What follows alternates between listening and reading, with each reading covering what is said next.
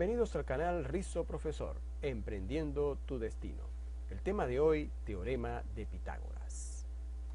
Para ilustrar el Teorema de Pitágoras, nos vamos a hacer el uso de la teoría de lo que es el cálculo del área. El área de un cuadrado. El área de un cuadrado podemos entender que es el producto de un lado por otro lado, o sea, lado al cuadrado. Ahora, si este cuadrado, en vez de ser cuadrado, fuera rectángulo, entonces hablaríamos de base y altura.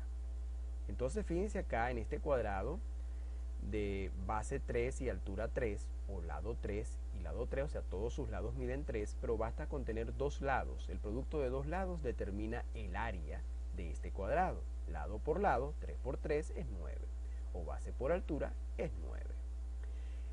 El área de este cuadrado amarillo sería 4 por 4, es 16. Y el área de este cuadrado rojo sería 5 por 5, que es 25. Observamos en el medio que hay un triángulo rectángulo. ¿Por qué se le llama triángulo rectángulo? Porque contiene un ángulo recto. Vemos este pequeño cuadrito que está acá con un círculo en el medio. Esto está indicando de que este triángulo tiene un ángulo recto en esa esquina, o sea que mide 90 grados. Es como si viéramos una L volteada, ¿verdad? Entonces esta L volteada representaría al ángulo recto. Y siempre opuesto al ángulo recto vamos a encontrar el lado más largo del triángulo, que se va a llamar hipotenusa. La hipotenusa es el lado más largo del triángulo y está opuesto al ángulo recto. Los otros dos lados del triángulo se van a llamar catetos. Entonces, acá tenemos el cateto menor, lo estamos asignando con la letra A, y acá a la derecha el cateto mayor, asignado con la letra B. Este cateto mayor mide 4 unidades, y el cateto menor mide 3 unidades, mientras que la hipotenusa está midiendo 5 unidades. Para demostrar el teorema de Pitágoras, haciendo uso de la teoría de área, podemos descubrir que la suma de los cuadros azules con los cuadros amarillos da la misma cantidad que los cuadros rojos, lo cual indica que el teorema de Pitágoras se basa en ese principio. La suma de las áreas de los catetos es igual al área de la hipotenusa. ¿Ok? El cuadrado de la hipotenusa, 5 por 5, 25, será igual a la suma de 9 más 16. Por eso, la fórmula o la identidad del teorema de Pitágoras establece que C al cuadrado es A al cuadrado más B al cuadrado. No importa qué letras use para identificar a la hipotenusa y los catetos, usted puede ir rotando o cambiando las letras. Lo total es identificar bien quién es la hipotenusa y quiénes son los catetos. O lo podemos ver así, la fórmula h cuadrado, h, ¿por qué? Porque h es la primera letra de hipotenusa, entonces decimos hipotenusa al cuadrado es igual al cateto 1, cateto 1 lo vamos a identificar como el cateto menor, y el cateto 2 como el cateto mayor al cuadrado. ¿Okay? Cateto 1 al cuadrado más cateto 2 al cuadrado.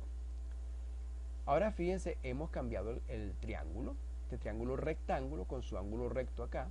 Es la única forma que el teorema de Pitágoras pueda aplicarse, que el triángulo sea rectángulo, porque si el triángulo es equilátero, es isósceles, es acutángulo, obtusángulo, dependiendo del tipo de triángulo que trabajemos, no podemos usar el teorema de Pitágoras. Solamente se aplica para el triángulo rectángulo, o sea, aquel que tiene un ángulo recto en esta esquina.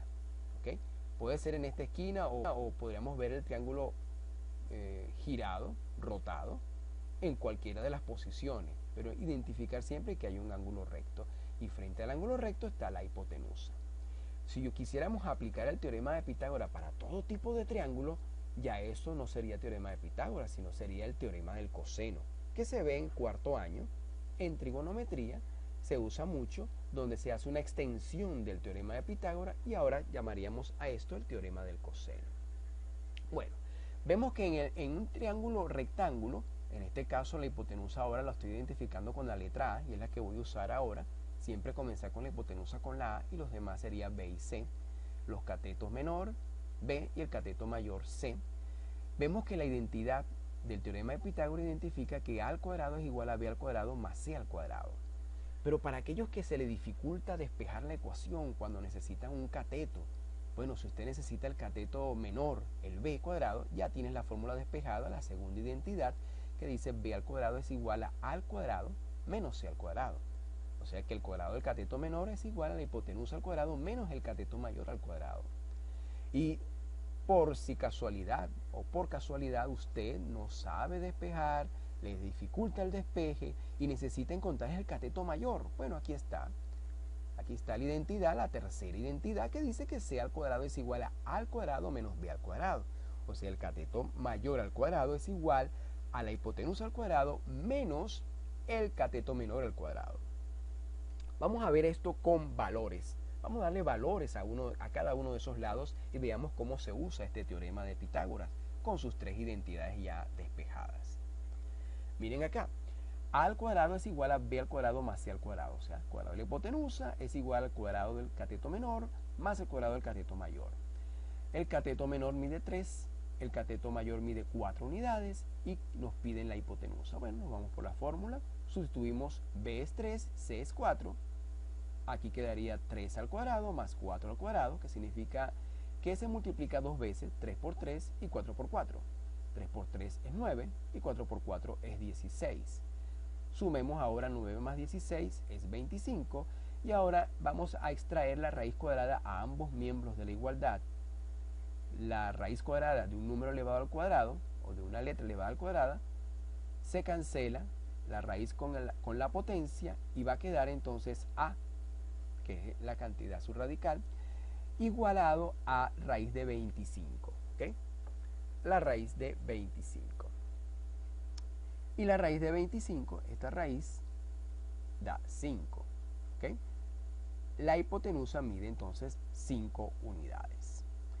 Ahora supongamos que no tenemos, vamos a variar un poco el triángulo, no tenemos ahora el cateto menor, pero sí tenemos la hipotenusa que mide 5 y el cateto mayor que mide 4.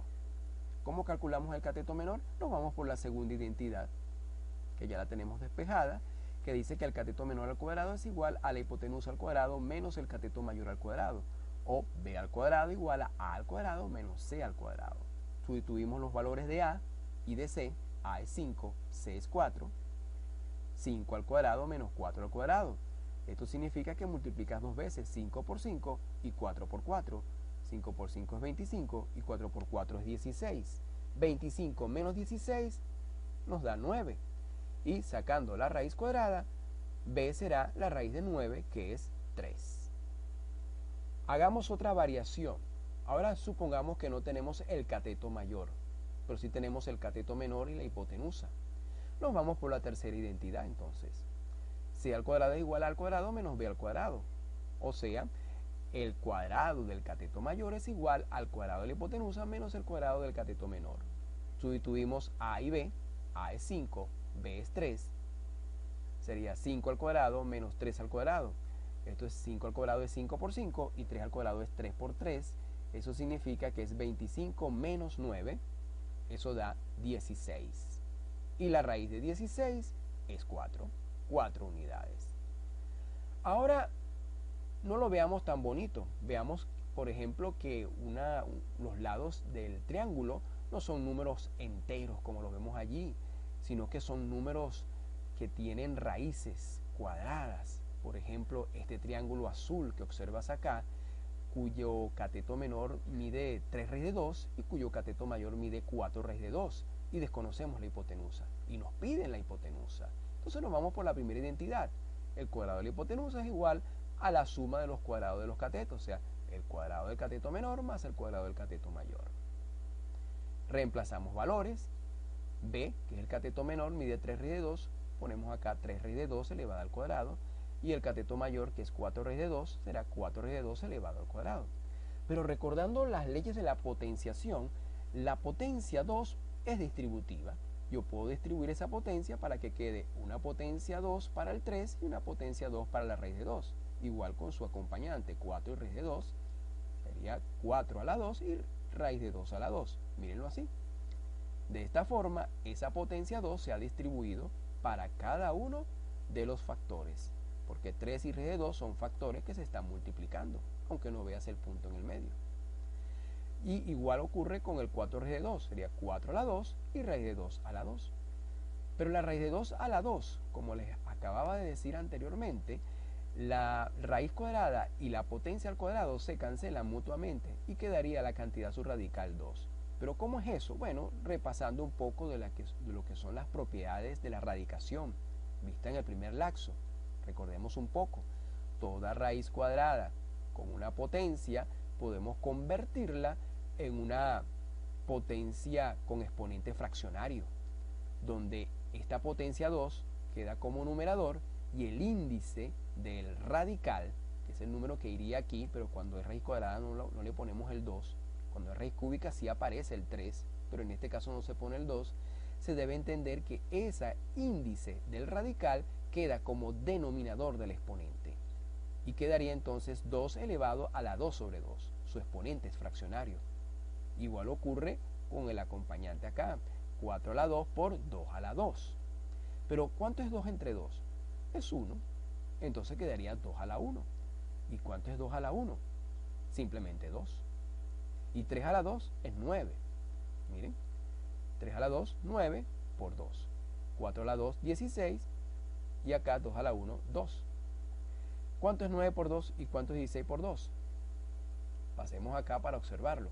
9 por 2 es 18 y 16 por 2, 32. 18 más 32 es 50.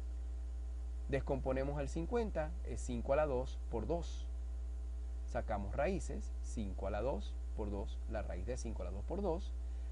Recordando las propiedades de la radicación, que una raíz cuadrada la podemos separar en dos raíces, ¿verdad? Que se multiplican. Entonces raíz de 5 a la 2 y raíz de 2. Pero acá la raíz cuadrada y la potencia 2 se cancelan mutuamente y quedaría un 5. Pero vamos a hacer un repaso de las propiedades de la radicación. Convirtamos esta raíz, ¿verdad?, a una potencia de exponente fraccionario. Así. 5 a la 2 entre el índice del radical, que es 2. Pero 2 entre 2 es 1. 5 a la 1 es 5. Finalmente a es 5 raíz de 2.